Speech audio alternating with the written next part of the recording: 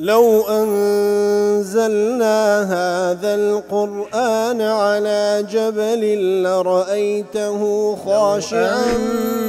أنزلنا هذا القرآن على جبل لرأيته خاشعا لو أنزلنا هذا القرآن على جبل لرأيته خاشعا متصدعا من خشية الله. وتلك الأمثال نضربها للناس لعلهم يتفكرون.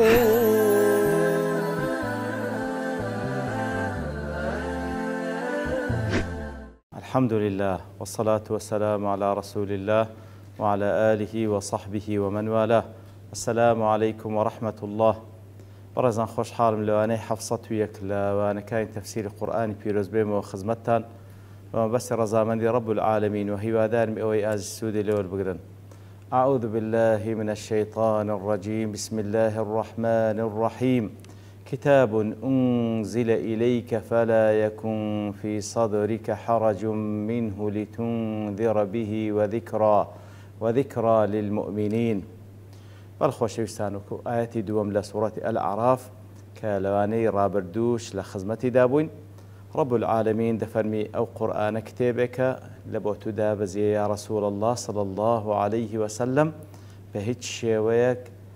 فلا يكن في صدرك حرج منه لتنذر به فهيج شويك دلت تانق نبي لويكوا حستي بإنذار كردن بو قرآن وذكرى للمؤمنين وهروها موعظة ما يبندو آموشقارية لبوكساني إيمان دار. لأضواء البيان ضلي طبعا فلا يكن في صدرك حرج من أو قرآن كتابك داب زلبتو يا رسول الله فلا يكن في صدرك حرج من وكل أن رابط آماجما بيكر كبدو شوي ليك رايته وكل أضواء البيان هردو شيء وكان دينتوا تفرمي مجاهد وقتادة والسدي دلين حرج أي شك وتهيت شك وقمان نبي أي لا يكون في صدرك شك في كون هذا القرآن حقا. هيت شك وقمان النبي كأو قرآن حق كلمات كلام رب العالمين. إتار دفرمي آتا وكو أو آتاني لبون من لسورة البقرة خواهي دفرمي الحق من ربك فلا تكونن من الممترين. أو قرآن بريتي لو حقي كلام بالوردقارتو هاتي بهيج شويك لريزي أو كسانة مبا كواشك وقمانيان هي لسورة آل عمرانش بها ماشية الحق من ربك فلا تكن من الممترين. وهروها لسورة يونسيش رب العالمين دفرمي فإن كنت في شك مما أنزلنا إليك فاسأل الذين يقرؤون الكتاب من قبلك لقد جاءك الحق من ربك فلا تكونن من الممترين. أجر شكو مانتي لو قرآنك لبود دابزيا دي برسيال لو كسانبك كأهل كتاب اللي بيشتو بالتأكيد وبيقمان بالتحقيق وبالتأكيد أويك والبوت هاتي حقا كلامي بالوردقارتا فهي الشيوك لريزي أو كسانما بك شكو قمانيا هي إتهلا أضواء الباين وعلى هذا القول كواتلسل أو قوليك وحرج لربما معنى الشك وقماندي فالخطاب للنبي صلى الله عليه وسلم والمراد نهي غيره عن الشك في القرآن. بالله ليرة دا أقرسي خطابك توزيع بيغمبر كلاس راسم لو آتا ولا آتا كان بيش تركوا همان أو ما ندبخشن أقرسي خطابك توزيع بيغمبر كلاس راسم بلام والمراد نهي غيره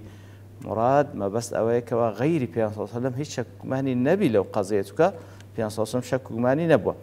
وهروها لسورة الإنسان ولا تطع منهم آثما أو كفورا تفرمي وكو أو توزيهانية كخواي قول سبحانه وتعالى كاتي كذا فرمي شكو قمان النبي وكو ويكا لسورة الإنسان تفرمي جورالي مكة يا رسول الله جورالي كسيك وزور قناح بارة ياخذ كسيك زور كافرة. وهروها لسورة الزمر تفرمي لئن أشركت ليحبطن عملك أجر شريك لبو الله سبحانه وتعالى بالريار بدي وهم كارو كردو كان بطال دبيتوا. وهروا لسورة البقرة تفهم ولئن اتبعت أهواءهم أجر بدواي هوا وأرزقوان دابروي نزال لو لدو آتان ودفرمي ومعلوم أنه صلى الله عليه وسلم لا يفعل شيئا من ذلك معلومة كبيرة صلى الله عليه وسلم بهيج شيويك أو شتانا نشك وجماني هي ناتباع أهواء وآرزو كسانش بباور ذكي نجورايدي كسانش جناح بارو كسانش كافر ذكا نشريكش دبو خواي جور بريال ده لا يفعل ذلك لا يفعل شيئا من ذلك هيت يقلو شتاناك ولكن الله يخاطبه أدلو خواي جور بوشي خطاب لقلدك ليوجه الخطاب إلى غيره في ضمن خطابه صلى الله عليه وسلم كواتا خطابك أجر سيلوية برام بابلين توجيهك لضمن أو خطابي لبو غير بيغمبر صلى الله عليه وسلم إتر وكون دقلزانا دفرمون ليرة بياني منهجة يعني أجر لبيغمبرنا وشيته صلى الله عليه وسلم واللي كلينا وشيته وشتانم كلوي قبولنا كري لغير وهر قبولنا كري آقا داربن وجمهور العلماء كواتا رأي كم أو كوا حرج ليربا معناه الشك وجمان دي وجمهور علماء رأي دوميان هيك وأن المراد بالحرج في الآتي الضيق لا جمهور علماء دالين حرج كليربا معناه ضيق دي واتد سينج تانج نبي أي لا يكون في صدرك ضيق عن تبليغ ما أمرت به بهيج شويك دلت النبي لتبليغ كردني أو كوا فرمان بيكرا بسبب سي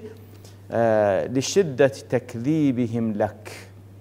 لبر زور بتندي پیغمبریان صلى الله عليه وسلم بدرو دزاني زور بتندي تكذيب يعني ذكر بدرو دزاني يتل مقابل ده تدلت النبي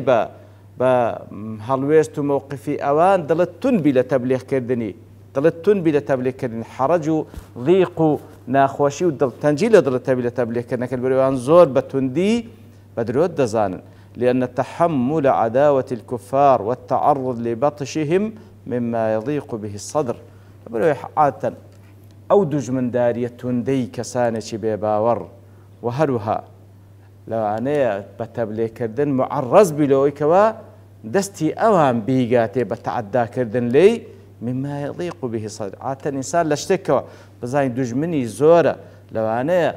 بعبرين دستي لي بوشين لو أنا دستي خوان بقيني وتعداي لي بكن لو حالتي أو كسا لو أنا تضي تنبي لتبليغ كردني أو فرماني كوا بيراس بيردراء وكذلك تكذيبهم له صلى الله عليه وسلم مع وضوح صدقه بالمعجزات الباهرات مما يضيق به الصدر وهلها لقال أوهم معجزاتك رب العالمين سبحانه وتعالى لسردست في نصوص النشان عند دا وخذي قرآنك شهر قورتني معجزة كوا كتابي خواي قوري ولا توانا بشر دانية أو ذلك قال أوهم معجزة أوانيش بوشي ويي بدروي عند زان دجمناتي عندك لا نتيجة دا لو أنا ضيقك تنديق للسنجي في نصوص دروس ببيد تبليغ كردني أو حقيقة بي راس بيردلا أو زفرمي كواري جمهور علماء ده حرج بمعنى ضيق ده دفرم بلغة لسر أو تفسيره أو لقدانا ويا تندين آتي ترهي لبون مونا لسورة هود خوي فلعلك تارك بعض ما يوحى إليك وضائق به صدرك لو أنا لشدتي بدروزانيني أوان لبوتو دجمن داري أوان لبوتو لو أنا هندق لو أنا لبوتو ما دابزاندي وازي لبينيو ضلت بيتون بي بويكوا وتحرجك وضيق تنجيك لضلت هبي لقياندني أو حقي وهرها لا سورة الحجر ولقد نعلم أنك يضيق صدرك بما يقولون ساك دزانين يا رسول الله ضلت تندبي بوقساني أوان ديكن وهرها لسورة الكهف فلعلك باخع نفسك على آثارهم إن لم يؤمنوا بهذا الحديث أسفا لو أنا خدك جيب خفتان لكاتك ذاك أوان إيمان بينين لخفت إيمان نهناني أوان لسورة الشعراء لعلك باخع نفسك ألا يكونوا مؤمنين خريك خدك جيب خفتان لكاتك أوان إيمان نهنن وهرو هذا فرمي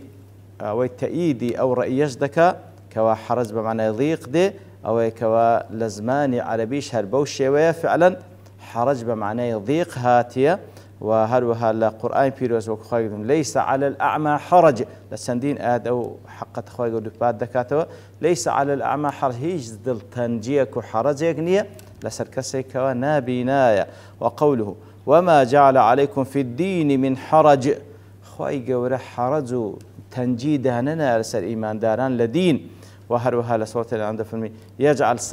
صدره ضيقا حرجا كواتا هر کسی خوای گەورە ئەگەر بڕیاری هیدایەت نەدانی لەسەر بدا بڕیاری گومڕایی لەسەر کەسێک بدا ئەوە دڵی تون دەبیتن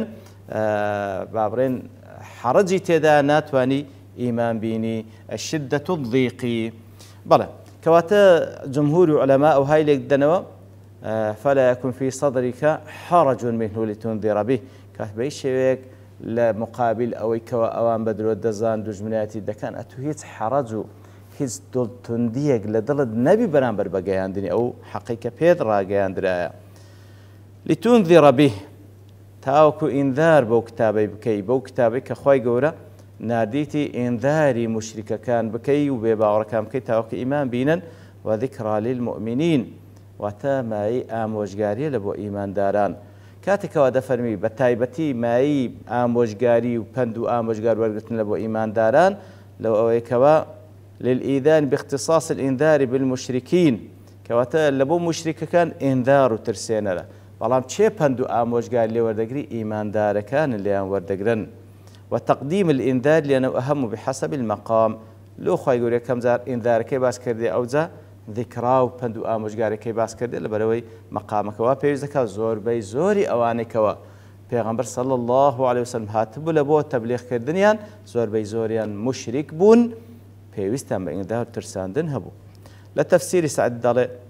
يتذكرون به الصراط المستقيم كواتا ذكرى للمؤمنين پند و ئامۆژگاری لە بۆ ئیمانداران يتذكرون به الصراط المستقيم كواتا پند و ئامۆژگاری وەردەگرن بە ناسيني أو راس طريقة إخوائي قبله وأعماله الظاهرة والباطن ناسيني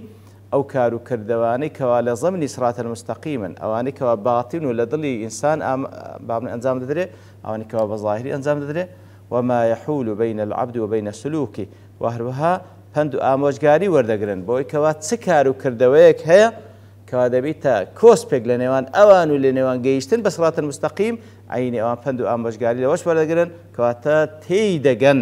هەموو کار و کردەوانێکەوە لە ضمنی سڕات المستەقیم هەموو کار و کردەوانەش کەوا ئەگەر بیکەن دەبتە کۆسب لە نێوان ئەوان لە نێوان سڕات المستەقیم لە ئەضواء البیان دەفەرمی إن الإنذار يطلق في القرآن إطلاقين کاتێکەوە ئینذار هاتێ لە قورئانی پیرۆز بدو شێوە هاتیە یەکەمیان عام لجميع الناس بە شێوەیەک هاتیە لە هەندێک لە ئاەتەکان بۆی کەوە ئەو ئینذارە لە بۆ هەموو خەڵکی هاتیە وەکو لە سوورەتی المدەثر يا أيها المدثر قم فأنذر أو طبعا لسرتاكاني أو آتانيك وخيو لو في عمر روان كريم صلى الله عليه وسلم يا المدثر أو كسي خدا بوشتيا هست إنذار بك وهروها لسورة الفرقان تبارك الذي نزل الفرقان على عبده ليكون للعالمين نذيرا كاتا خاون بركة خير وبركة زور أو خوايا سبحانه وتعالى كأو قرآني دابزان كفرقانة يفرق به بين الحق والباطل حق باطل لك زيادة كاتوا تاوكو طبعا لبو بندكي كوا محمد المصطفى صلى الله عليه وسلم دابزان دي تاوكو لسر زماني أو ليكون للعالمين نذيرا لبو همو خلطشي ببيتا ترسينر وهذا الإنذار العام هو الذي قصر على المؤمنين قصرا إضافيا كواتا أو إنذار عامية بلام لبو إيمان داران بابلين بتايبتي لبوان وكخوي يقول فرمي إنما تنذر من اتبع الذكرى كواتا أو إنذار لبو همو قشتيا بلام بتايبتي لو تشي سودي لوردقري إنما تنذر من اتبع الذكر أواني كوا اتباعي أو ذكران كردي أوانا كوا بندو آموج قال لو إنذار وردقرن لأنهم هم المنتفعون به دون غيرهم براستي إيمان دارانا زياتر پند و ئامۆژگاری وەردەگرن سوود وەردەگرن لەو ئینذارەی و بابڵێن ئەوە چی بابڵێن بە شێوەیەکی گشتی لە بۆ هەموو خەڵکی هاتێ لە قورئانی پیرۆز بە شێوەی دووەم ئینذار خاص بالكفار ئینذارێکی تایبەت لە بۆ کافرەکان لأنهم هم الواقعون فيما أنذروا به من النكال والعذاب لەبەرەوەی بەڕاستی ئەوانن ئەو ئینذارە لە حەقیوانە جێبەجێ دەبیتن هەم لە دنیا هەم لە قیامەت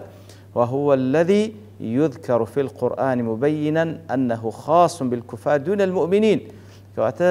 كاتك وباز ذكره كاتك كافر وإيمان دار باز ذكر القرآن إنذار كي تابدك بكافران لتبشر به المتقين وتنذر به قوما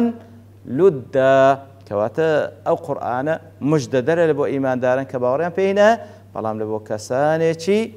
كوا لدا واتا زور عداوتي أو ديني إذا كان لبوان إنذار وهروا لتنذر به وذكرى للمؤمنين وكل يرداد فرمي إنذار لبو كافر كان بلام ما يبندو آموشگارية لبو إيمان داران دار إنذار لزمان عربي الإعلام المقترن بتهديد كواتا إنذار بالضبط أو راقياندنيا كوات تهديد وهرشيت يدايا فكل إنذار إعلام همو إنذار إعلام راقياندنا وليس كل إعلام إنذار كواتا همو إنذارك إعلام راقياندنا بلام همو راقياندنا إنذار نية تكوي إعلام هي بخوشي إعلام هي بإنذار كواتا إنذار أو إعلامي كوا تهديد وهرشي تيدا أخوة يقول دفارينو لو كسان بين كوا مشمولين بوي كوا أخوة يقول سبحانه وتعالى كإنذارها مخالشي كده إيمين السودي لودن وكو إيمان دار وهروا لو كسان بين كوا كمشمول بين بو كساني كأخوة يقول القرآن فيروز لسر زمان في غنبرك صلى الله عليه وسلم مجدي بيداين بأزر باداشتي قول هم لدنيا هم لقيامة وصلى الله وسلم على نبينا محمد وعلى آله وصحبه أجمعين وآخر دعوانا الحمد لله رب العالمين. لو أنزلنا هذا القرآن على جبل لرأيته خاشعا أنزلنا هذا القرآن على جبل لرأيته خاشعا أنزلنا هذا القرآن على جبل لرأيته خاشعا متصدعا من خشية وتلك الأمثال نضربها للناس لعلهم يتفكرون